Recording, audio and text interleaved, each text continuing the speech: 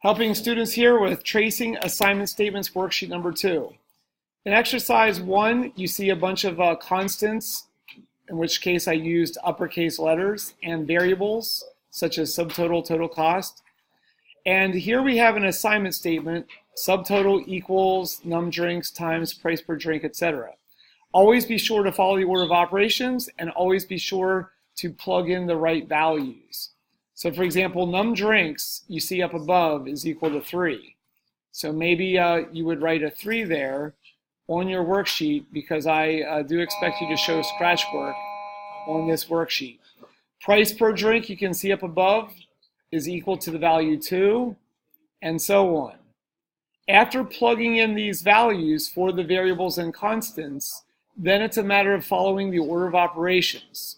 Well, because I have parentheses here on the left, 3 times 2 is 6, 2 times 9 is 18, and we save the addition for the last step. 6 plus 18 turns out to be 24.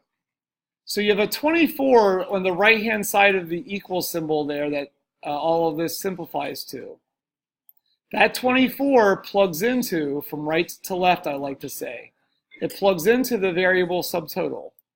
So if you kept track of subtotal here with its own like little column on your scratch work area, subtotal is now equal to, instead of being equal to 0 like it was originally, the 0 is overwritten with the number 24. But we're not finished with the exercise yet. This assignment statement needs to execute, and then we always evaluate everything on the right of the equal symbol. Subtotal at this point in the code segment is equal to 24. So subtotal here is a 24, and we're multiplying that times sales tax multiplier, which up here you see is 1.06. So whatever 24 times 1.06 is, that's the value we get at this step of the exercise. Well, it turns out I'm going to use my handheld calculator right now, which I did allow this current school year. I'm allowing students to use calculators. That comes out to 25.44. 25.44 then is the value which from the right-hand side of the equal symbol to the left, it plugs into the variable total cost. And that's the value that we're doing a text_turtle.write with. Total cost ends up being the answer.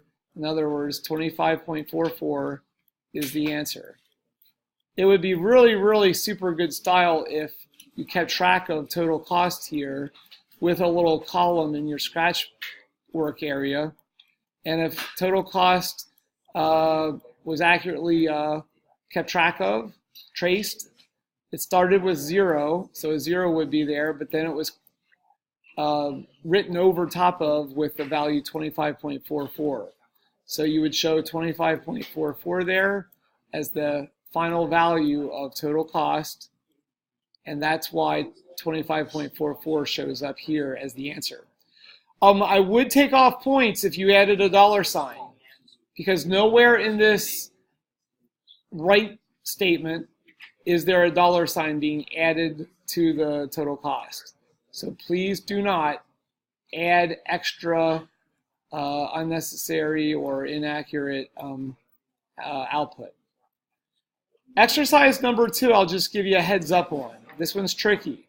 Instead of using a separate variable called subtotal and a separate variable from that called total cost, we don't have subtotal being used, but it's really the same algorithm, the same code segment, only instead of using subtotal, we're storing the total cost temporarily in the variable total cost, and then whatever that value is, that plugs in here, and all of this is simplified, and that final value plugs into total cost, overwriting it.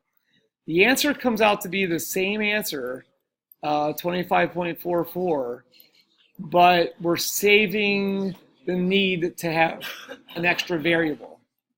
So if you were to keep track of your variables here in exercise 2, the variable total cost starts out and is initialized to the value 0,